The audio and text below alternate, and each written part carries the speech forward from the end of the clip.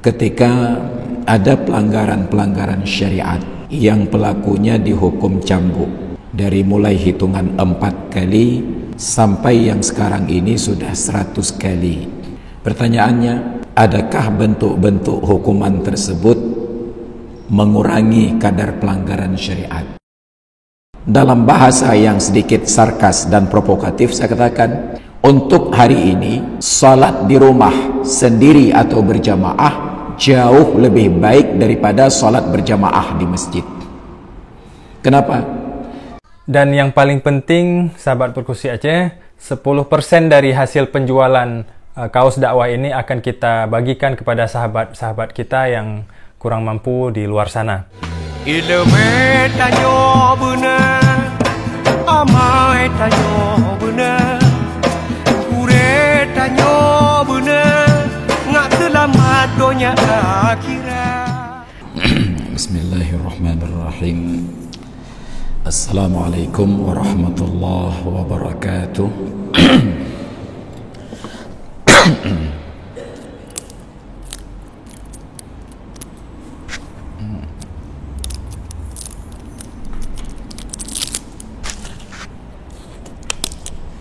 Bismillah.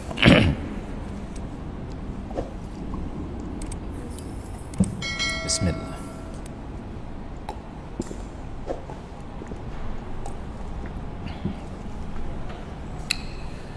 Alhamdulillahi Rabbil Alamin. Wassalatu wassalamu ala nabiyyina Muhammadin ashrafil anbiya'i wal mursalin wa ala alihi wa sahbihi ajma'in. Wa qala Allah ta'ala fil Qur'anil 'azim, ya ayyuhan nasu ittaqu rabbakum الذي خلقكم من نفس واحدة وخلق منها زوجها وبث منهما رجالا كثيرا ونساء واتقوا الله الذي تساءلون به والأرحام صدق الله العظيم. وبعد. Hadirin dan hadirat jamaah salat maghrib dan isya yang dirahmati Allah, alhamdulillah dapat berhadir dan mohon maaf suara agak serak dan baru dalam hari ini sedikit terdengar suara bila sebelumnya lebih dominan keluar angin. Kemudian di malam ini pula menyikapi beberapa hal yang sedang marak di negeri kita tercinta, di Aceh khususnya, dalam rentetan peristiwa pelanggaran-pelanggaran syariat. Diawali dengan kasus hubungan seksual incest saudara semahram, kemudian berlanjut dengan di Banda Aceh ada gadis-gadis muda, kita nggak tahu statusnya masih gadis atau sudah janda, yang berpesta pora minuman keras di sebuah hotel ataupun restoran di Banda Aceh.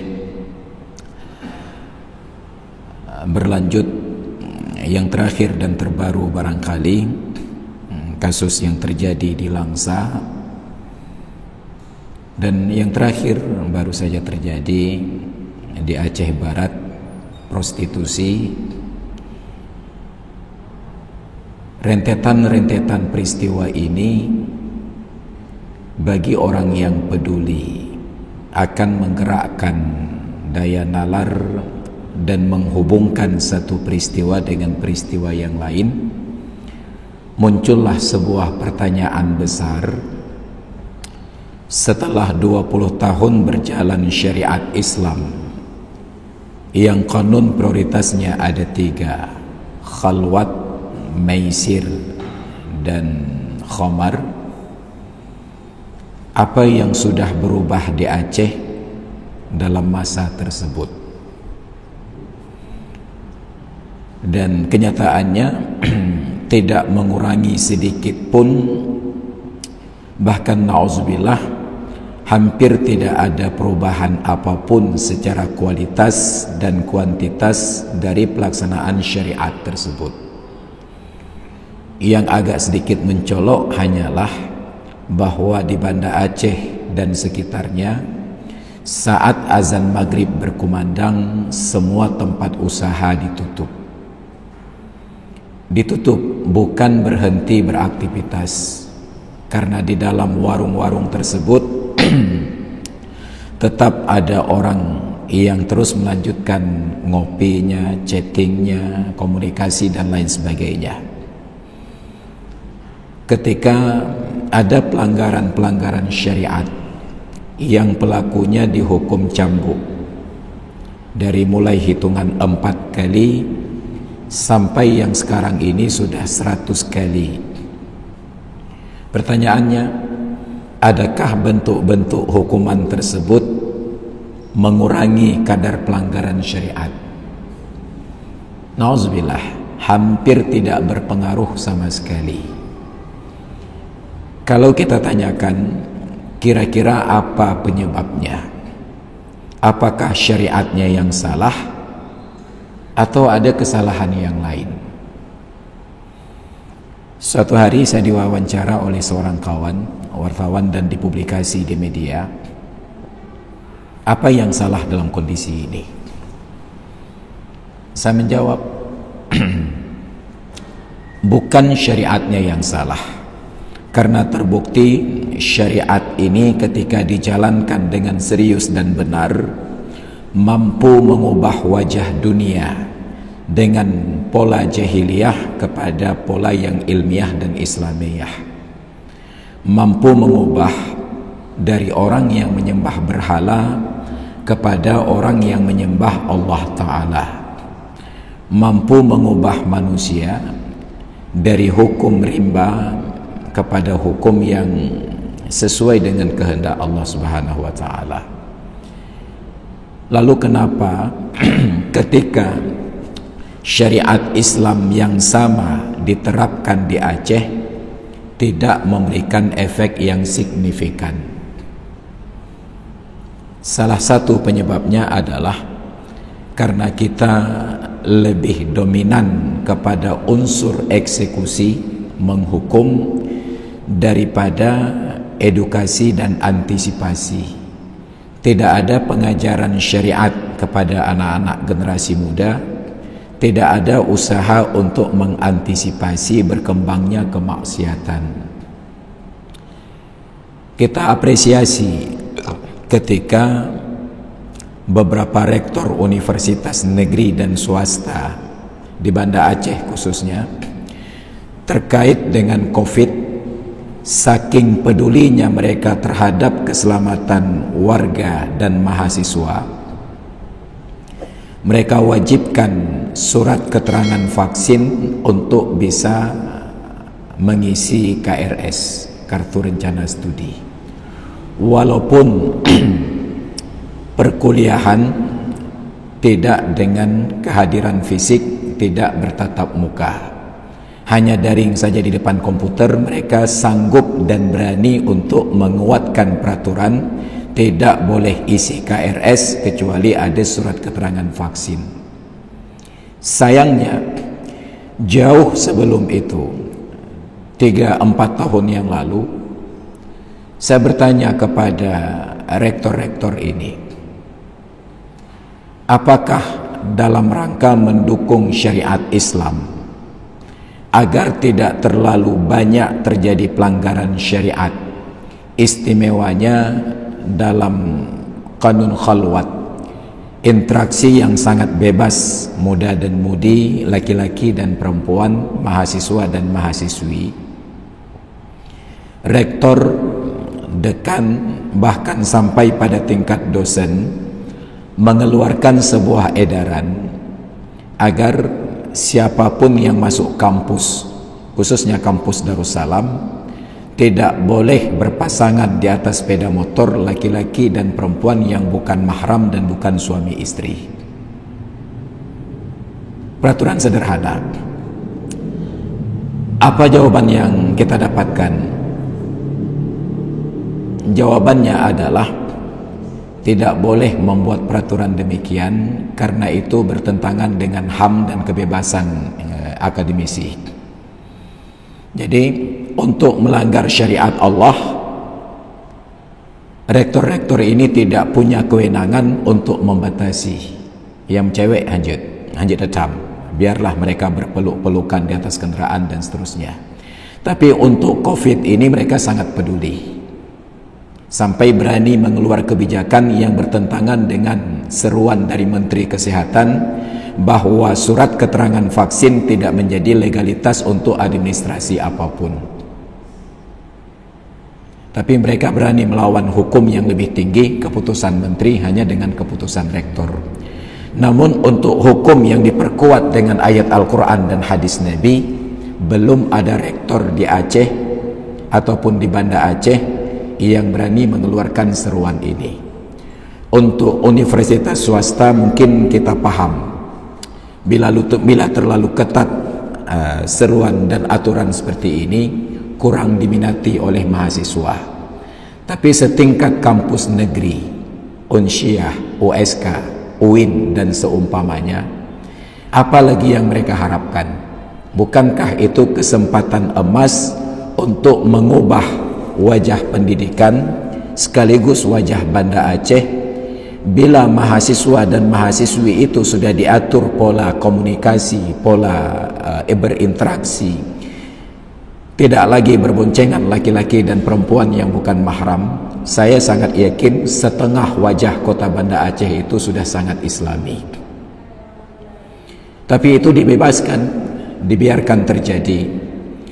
Kerusakan akhlak di Aceh, saya yakin itu muncul ketika perkuliahan libur. Mahasiswa dan mahasiswi yang sudah terlanjur bebas di Banda Aceh tanpa pengawasan orang tua, kerabat dan keluarga, pulang kampung, lalu kebebasan-kebebasan tersebut mungkin tanpa sengaja mereka praktekkan di kampung, tapi karena orang kampung menganggap alah mati rodua sikap permisifme, lama-lama orang kampung pun ketularan melakukan pelanggaran yang sama. Maka nauzubillah, tidak ada usaha al-wiqayah, antisipasi. Tidak ada usaha ar-riayah, edukasi. Kita hanya pada tahap yaitu eksekusi. Mereka yang melanggar kita cambuk, kita hukum dan lain sebagainya. Hari ini lebih parah lagi. Saya nggak tahu Banda Aceh dan Aceh Besar itu masih wilayah Aceh atau tidak yang berlaku syariat Islam.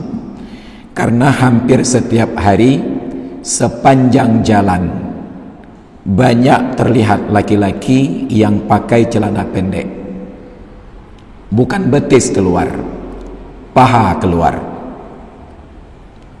Cobalah kita peduli sedikit, berdiri di tepi jalan, lalu coba perhatikan dalam 10 kendaraan sepeda motor yang lewat, kita akan temukan satu orang laki-laki yang pakai celana pendek. Dan mereka tidak merasa berdosa. Pertanyaannya, kepuasan batin apa yang diperoleh oleh orang-orang yang melanggar syariat ini sampai tetap menikmati atraksi celana pendek di fasilitas publik, di ruang publik? Lalu di mana kehadiran pemerintah? Nanti ketika kita provokasi masyarakat untuk menjalankan amar ma'ruf nahi mungkar, dianggap kita ini mempersekusi. Tapi menanti pihak pemerintah bertindak, kita harus masuk dalam kuburan lebih dahulu. Itu baru orang laki-laki. Lalu perhatikan orang perempuan. Aceh ini syariat Islamnya bermazhab Syafi'i. Dalam mazhab Syafi'i, aurat perempuan itu seluruh badan kecuali muka dan telapak tangan. Kaki tetap aurat. Maka ibu-ibu dan para wanita yang salat, mereka turunkan roknya, mereka turunkan kain sarungnya, agar ketika rukuk dan sujud kakinya tetap tertutup. Tapi coba perhatikan di jalan raya, ketika berlalu lintas, betis mereka terbuka, itu tidak ada yang komplain, tidak ada yang menyuarakan keberatan. Bahkan para wanita sekarang pun sudah mempraktikkan celana cingkrang sebab itu sunnah.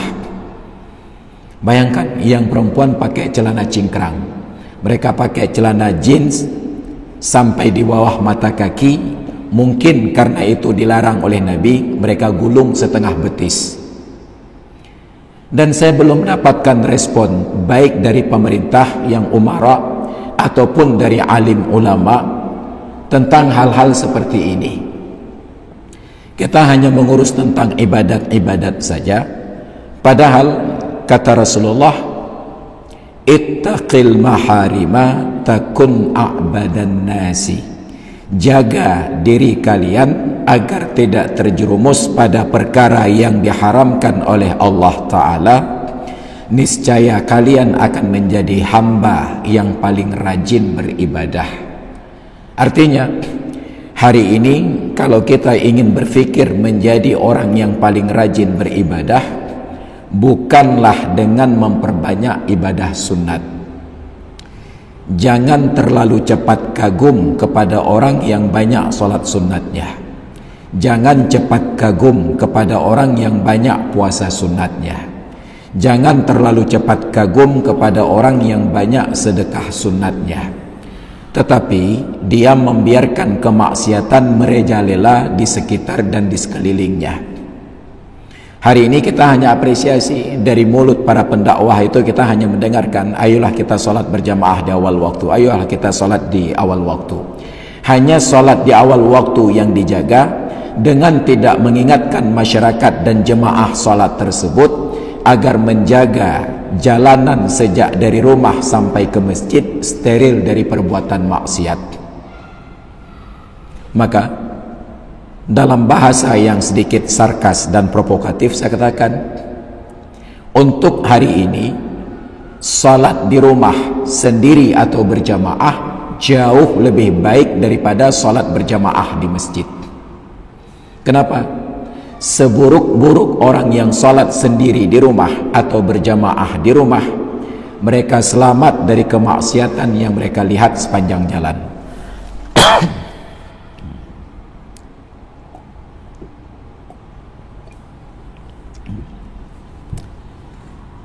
Hanya di rumahnya saja, dan di rumah itu kita hanya perlu mengurus hal-hal yang parah. Di rumah istri terbuka aurat, apabila hanya ada suami dengan anak-anak tidak ada masalah. Di rumah seorang suami pakai celana pendek, apabila hanya di hadapan istri dan anak menantu tidak masalah secara syariat, hanya barangkali secara adab. Nayah tuan ngolu puntung ilika melintai. Tapi seburuk apapun adabnya, dia tidak melanggar syariat, karena seorang di hadapan mahramnya auratnya itu hanya aurat minimalis. Tidak ada masalah. Jangankan laki-laki, bahkan seorang perempuan di hadapan ayahnya, di hadapan abangnya, adik laki-lakinya, anak laki-lakinya, hanya wajib menutup aurat antara pusat dan lutut. Dia bertelanjang dada, tidak pakai pakaian di atas, tidak berdosa. Kenapa? Karena batas aurat di hadapan mahram hanya antara pusat dan lutut.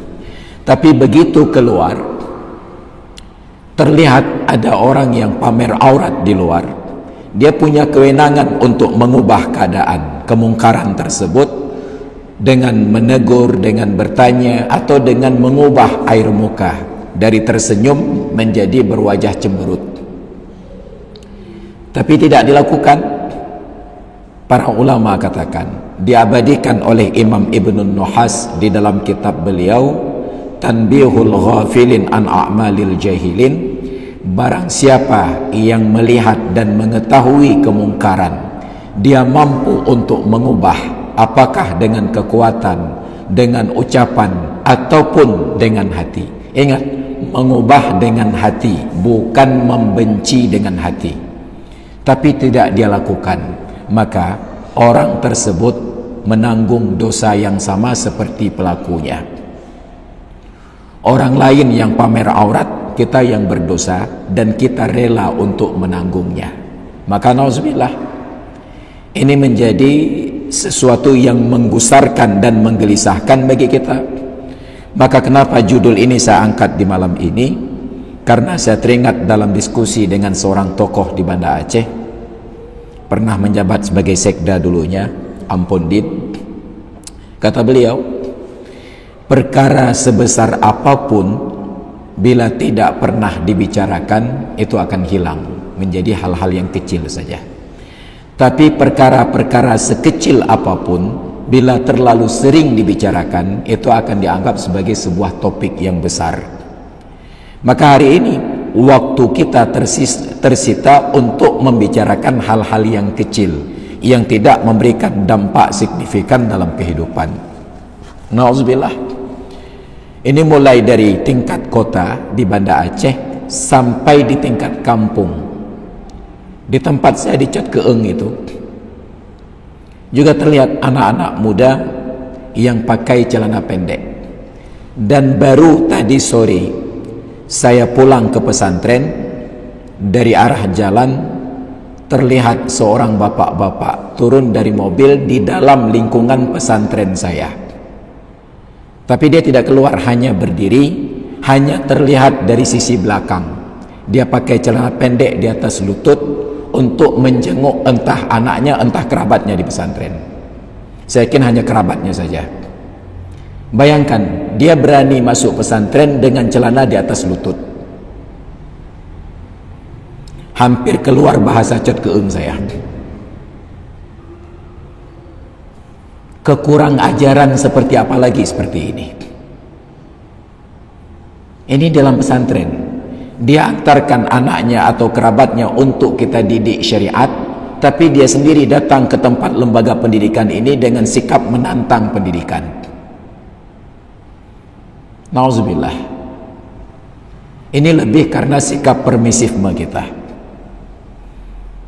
Maka harapan terkecilnya adalah kita sebagai orang tua yang punya kewenangan dan kekuasaan, apakah membiarkan anak-anak kita tersebut untuk terbiasa dengan kemungkaran?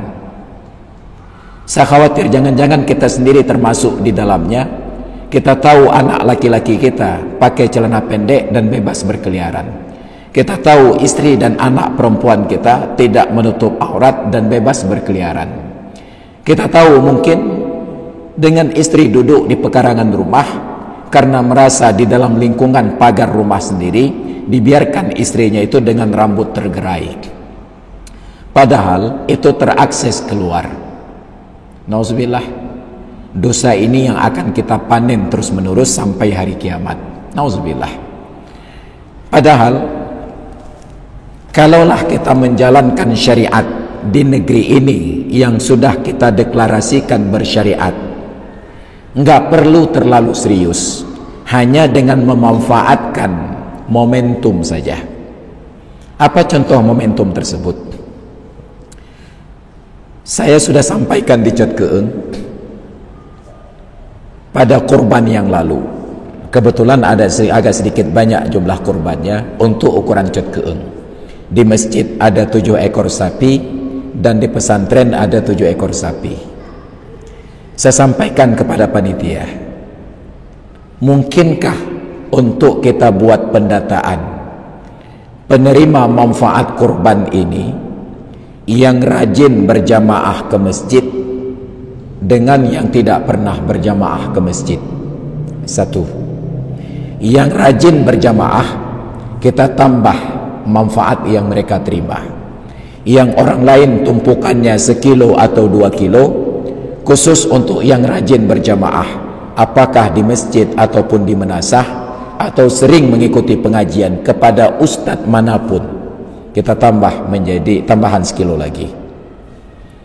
Yang kedua, untuk yang membiarkan diri atau keluarganya berbuat maksiat, anak gadisnya keluar berdua-duaan, anak laki-lakinya pamer aurat, ataupun bermain chip di warung-warung, buat pendataan. Yang jatah 2 kilo dikurangi hanya 1 kilo saja. Tapi karena waktu sosialisasinya sudah agak mepet, 1 bulan menjelang pelaksanaan kurban, panitia agak sedikit keberatan. Tapi saya katakan ini baru ide awal. Bila tahun ini tidak mampu kita laksanakan, tahun depan kita eksekusi. Kita sampaikan kepada kecik-kecik dan tengku-tengku imam, mohon jamaah yang rutin hadir ke masjid dan menasah didata. Dan mohon apabila di kampung Anda, kami percayakan Pak Kecik, Tengku Imam dan Tuhaput untuk mendata siapa warganya yang terindikasi melakukan pembiaran atas pelanggaran syariat. Apakah anaknya ataupun cucunya atau keponakannya, siapapun yang tinggal di rumahnya, didata bahwa di rumah Bapak Pulan sering dibiarkan pelanggaran-pelanggaran ini.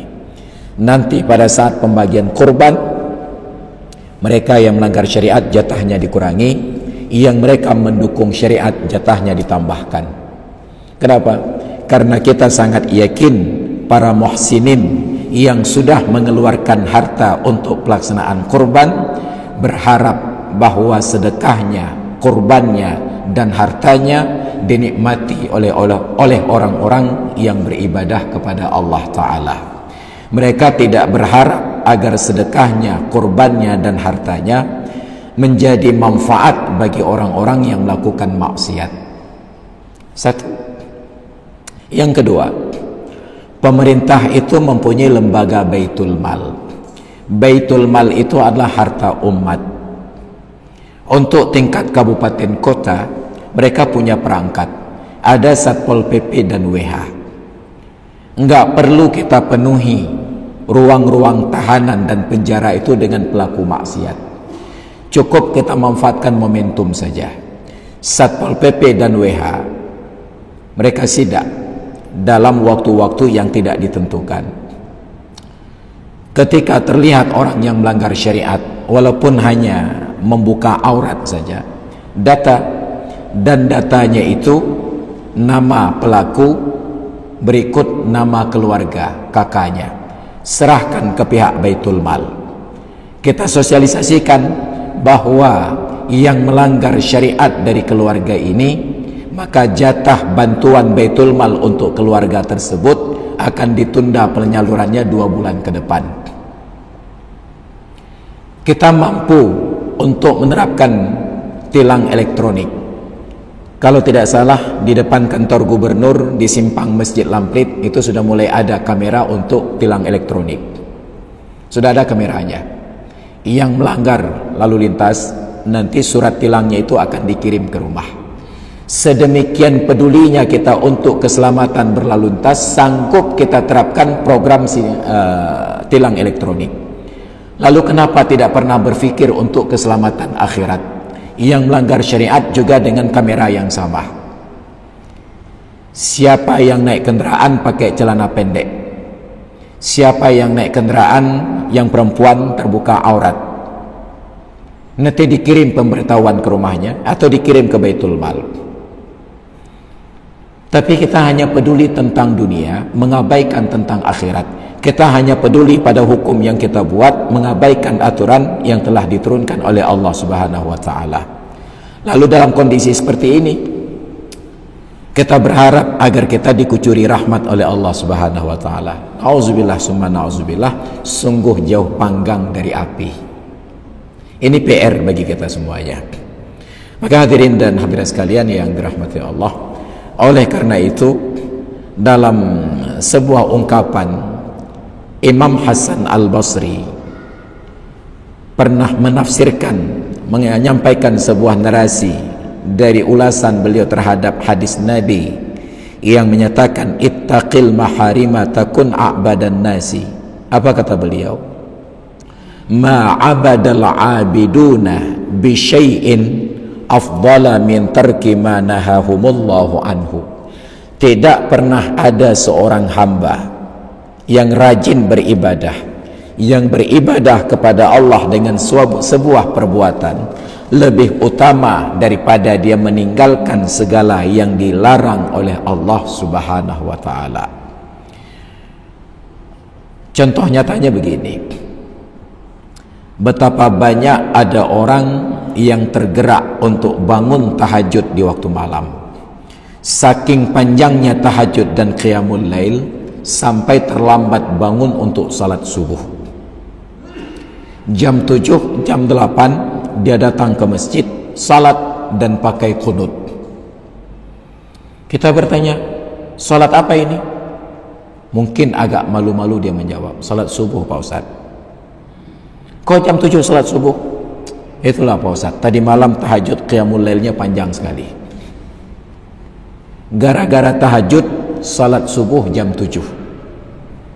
Maka kita harus katakan, sungguh Anda tidak salat tahajud, tidak qiyamul lail, lebih utama dalam pandangan Allah selama salat subuh Anda di dalam waktu. Ada banyak orang yang rela untuk bersedekah dalam jumlah besar untuk masjid, untuk menasah lembaga pendidikan, dayah dan juga balai-balai pengajian. Tapi sayangnya, ketika sekali-kali istri dan anak-anaknya untuk ajak bersantai, main-main, hiburan, makan-makan enak, dia tidak sanggup untuk memenuhi. Padahal memenuhi kebutuhan nafkah istri dan anak-anak adalah kewajiban. Bersedekah untuk lembaga-lembaga tersebut hanya ibadah sunnah saja. Kita terkagum-kagum pada orang yang sanggup keluarkan harta banyak untuk hal-hal yang sifatnya sunnat, tapi kita lupa untuk melihat betapa istri dan anak-anaknya itu kurang mendapatkan perhatian. Maka nauzubillah, ma'abadal abiduna min syai'in afdala min tarki ma nahahumullahu anhu. Tidak ada orang yang rajin beribadah kepada Allah yang lebih utama daripada dia menjaga perkara-perkara yang dilarang oleh Allah agar tidak terjerumus kepadanya. Maka hari ini, sebelum kita berbicara mengajak salat berjamaah di awal waktu, sedekah dan lain sebagainya, kenapa tidak ada ajakan dan seruan kepada ayat Al-Quran yang menyatakan, ya ayyuhalladzina amanu qu anfusakum wa ahlikum nara. Wahai orang-orang yang beriman, pelihara diri dan keluarga kalian dari api neraka. Kita tidak hadir ke masjid tidak berdosa. Bila kehadiran kita ke masjid menyebabkan dosa, maka tunda dulu. Bereskan dosa-dosa yang menyebabkan terjadi saat kita datang ke masjid. Apa yang terjadi? Ternyata dari rumah kita ke masjid ada jalanan umum yang diakses oleh semua pihak. Ternyata jalanan itu sering dilewati oleh pasangan Romeo dan Juliet. Kita ajak kerjasama dengan ketua pemuda, ajak anak-anak muda. Jalan Prada itu ada Prada utama, ada Prada 1. Kita ajak anak muda, tolong jaga jalanan kampung kita agar tidak dilewati oleh pelaku maksiat. Buat baliho di depan, buat spanduk di depan. Mau pakai jalan ini, jangan sampai kami warga kampung berdosa karena Anda. Kalau Anda tidak tutup aurat, Anda berbuat maksiat, pakai jalan provinsi, jalan nasional. Pelan-pelan kita usahakan per wilayah. Tapi bagaimana mengajak di Prada kalau di pesantren saya saja ada orang masuk pakai celana pendek. Bak terpegah mangat tapi bak terpubut lepah berat. Tapi ini akan menjadi bahan diskusi saya dengan ustaz-ustaz. Mungkin kerabat dari orang yang pakai celana pendek ini akan kami panggil, anaknya yang menjadi pelajar kami, untuk diingatkan kepada orang tuanya. Kalau Anda tidak sanggup untuk mendukung pendidikan, maka silahkan anak Anda diarahkan ke tempat pendidikan yang lain.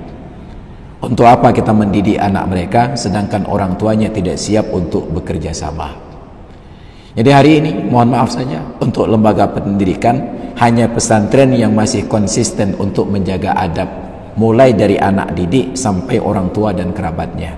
Tapi lembaga pendidikan yang lain, jangankan kerabat dari peserta didik, bahkan peserta didik tersebut dibiarkan untuk berkreativitas dalam segala bentuk kemaksiatan. Alasannya hanya satu, karena itu melanggar HAM. Tapi untuk orang yang tidak suntik COVID, tidak dapat keterangan vaksin, tidak melanggar HAM apabila dilarang datang ke kuliah dan mengisi KRS. Ini sungguh ketidakadilan kepada hukum-hukum Allah Subhanahu wa taala. Maka hadirin dan hadirat sekalian yang dirahmati Allah, sebagai penutup dari kajian di malam ini, karena kita nanti ada agenda kegiatan somadiah dan tahlil, kita ingin tegaskan kembali, sebelum kita berbicara tentang keadaan orang lain, kembali kepada diri sendiri. Apakah suami atau istri, apakah anak atau menantu, apakah keturunan ataupun cucu kita sudah selamat dari ayat ya ayyuhalladzina amanu qu anfusakum wa ahlikum nara. Wahai orang-orang yang beriman, pelihara diri dan keluarga kalian dari api neraka. Maka kembali kepada pribadi masing-masing, baru nanti kita akan tularkan kepada orang lain nilai-nilai positif ini. Maka insya Allah pelan-pelan perubahan itu akan terjadi. Maka kita berharap ke depan, bila di kampung Prada ini dilaksanakan kurban, agar panitia kurban itu persiapkan dari awal. Kira-kira siapa di kampung Prada ini yang berhak terima kurban, yang mendukung syariat, hadir solat berjamaah ke masjid ataupun menasah dan hadir pengajian dimanapun tempatnya, tambah jatah kurban mereka. Data warga kampung Prada yang melanggar syariat, maka kurangi jatah kurban yang mereka terima. Kemudian yang kedua, karena di kampung Prada ini kampung teladan di bidang pengelolaan zakat, hampir setiap tahun kita menerima award penghargaan di bidang zakat. Kenapa tidak kita tambah syarat pada penerima manfaat zakat bahwa yang diprioritaskan adalah keluarga-keluarga yang mendukung syariat. Yang kurang mendukung syariat dikurangi jatahnya atau ditunda penyalurannya, agar menjadi sebuah teguran kepada mereka. Ketika nanti mereka protes, Pak Kecik, Tengku Imam, kenapa jatah zakat untuk saya ditunda ataupun dikurangi? Kita sampaikan, bukankah sudah kami sosialisasikan bahwa keluarga-keluarga penerima manfaat zakat bila terlibat pelanggaran syariat diri, istri atau keluarganya, maka jatahnya dikurangi atau penyalurannya ditunda. Tapi saya kan tidak melanggar syariat. Ya, bapak rajin berjamaah ke masjid, istri bapak menjaga syariat, tapi anak bapak melanggar syariat. Apabila hal seperti ini kita laksanakan secara sistematis, maka ke depan setiap kali anaknya akan keluar rumah dalam keadaan terbuka aurat, setiap kali anaknya keluar dari rumah untuk berbuat maksiat, orang tuanya akan bertanya, "Naman tang hawa apa johti kerebun? Naman tang hawa merumpok harta zakat?" Kalau kamu melanggar syariat menyebabkan kami terdampak dari praktek tersebut, silahkan cari rumah lain untuk tinggal, jangan tinggal di rumah ini. Maka dengan cara tersebut, insya Allah lebih mudah kita mengawal dan mendukung terlaksananya syariat daripada mengandalkan Satpol PP dan WH yang setiap kali akan sidak ternyata ada pemberitahuan lebih dahulu bahwa kami dari Satpol PP dan WH akan sidak di Simpang 5. Iwe juara tempatnya berapa? Bahwa kami Satpol PP dan WH akan sidak di Jembatan Lamnyong, Iwe Raja Iri. Jadi bayangkan sidak yang diberitahukan lebih dahulu. Itu sama seperti sidak di penjara, bahwa kami dari Kemenkumham akan menyidak penjara tersebut. Hidup je disiplin lebih dahulu. Jadi kita ingin sidak tersebut berjalan secara sistematis. Dan hadirin dan hadirat sekalian yang dirahmati Allah, karena waktu dan juga faktor suara barangkali agak sedikit seksi malam ini, serak-serak basah. Saya yakin saya yang berbicara agak susah dan jemaah yang mendengar lebih susah lagi. Penderitaannya dua kali, susah mendengar dan iba kepada orang yang berbicara. Apakah hanggap yuh mentang? Ya. Tapi kita lanjutkan saja, insyaallah kita padakan sampai di sini. Mudah-mudahan kita berkesempatan di pertemuan yang akan datang. Wallahu a'lam bissawab wa ilaihil marja'una wal ma'ab. Hadanallahu wa iyyakum ajma'in. Assalamualaikum warahmatullahi wabarakatuh. Terima kasih untuk seluruh sahabat Perkusi Aceh yang sudah berkontribusi membeli kaos ini. Semoga berhikmah bagi kita bersama dan orang-orang di sekitar kita. Demikian, wassalamualaikum warahmatullahi wabarakatuh. Putih di janggut kuneng-kuneng orang mise, hantam tak combe di kamu salah. Putih di janggut kuneng orang mise, hantam tak combe di kamu salah. Lale, lale, lale. Ilmu tanyo benar, amai tanyo benar, kure tanyo benar ngak selamat dunia akhirat.